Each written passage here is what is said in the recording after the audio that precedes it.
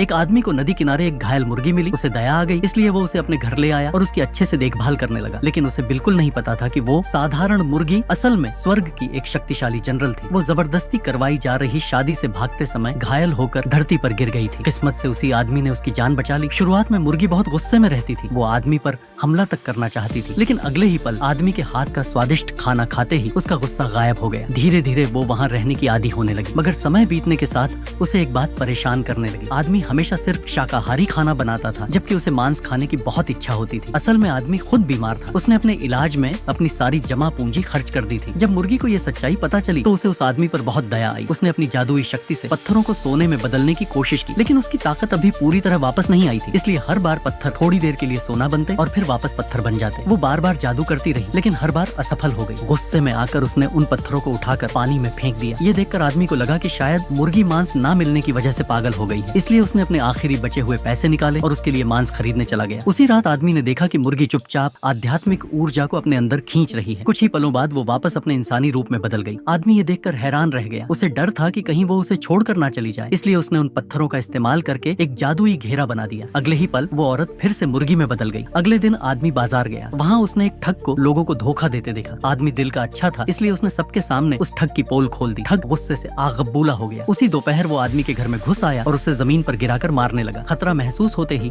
आदमी ने पास पड़े पत्थरों को जोर से धक्का दिया। अगले ही पल आंगन में बना जादुई घेरा सक्रिय हो गया। तभी अचानक घर के अंदर तेज सफेद रोशनी चमकी। ठग आदमी को पकड़कर ले जाने ही वाला था कि उसी समय मुर्गी अपने इंसानी रूप में बाहर आ गई। उसकी खूबसूरत और नाजुक शक्ल देखकर ठग हंसने लगा और उसे धमकी दी कि वो बीच में ना पड़े।